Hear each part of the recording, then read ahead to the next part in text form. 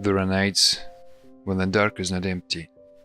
It is full of waiting, of breath, of distance, of possibility. On a winter night in 1968, 3 people went farther from home than anyone before. They circled a dead, grey world. And then they looked back. They saw a small blue shape rising over that grey horizon. They saw home. The photograph would be called Earthrise, but a photo is only a frame. The moment was bigger than a frame. It was a change of perspective, a quiet earthquake in the mind. All our days we stand inside our lives, looking out. Bills, deadlines, noise.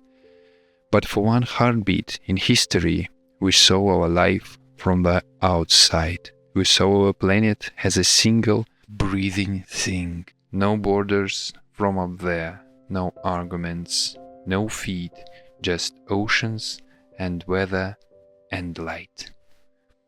And here is a strange gift. You don't need a rocket to feel this.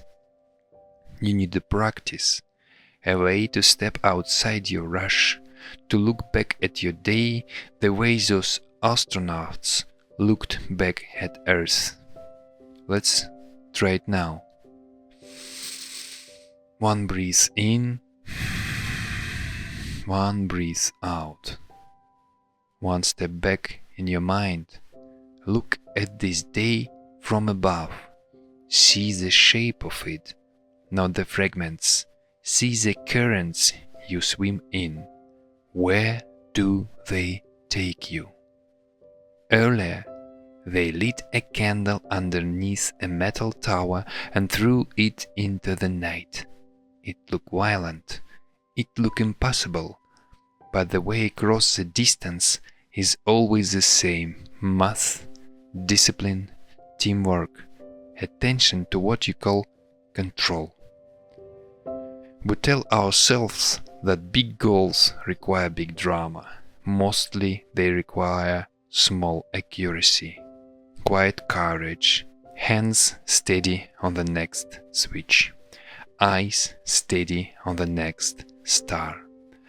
Out there they didn't conquer the moon. They learned to navigate by it. They flew the checklist. They trusted physics and each other. They kept going when there was only black out the window. And then, without warning, beauty arrived. A blue arc rose over grey dust. It wasn't in the flight plan. Most good things aren't. From the distance, Earth looked small and therefore precious, finite and therefore worthy of care, shared and therefore demanding kindness. Bring that back to your desk, to your kitchen, to your next hard thing. Hold your day at arm's length and ask, what is essential here? What is matters if I view it from the orbit? Maybe the answer is not more. Maybe it is less but deeper. Fewer windows, fuller attention, less noise, more signal. One promise kept, then another. People think discipline is harsh. Discipline is dangerous for the future. It is how we take care of the person we will be tomorrow. It is how we reduce the distance between intention and reality. There is a line some remember from that night, words older than rockets, spoken in the static of space. They were not commands, they were not opinions, they were a reminder that order can exist inside vastness. That light can exist inside dark. Order is not imposed on you today.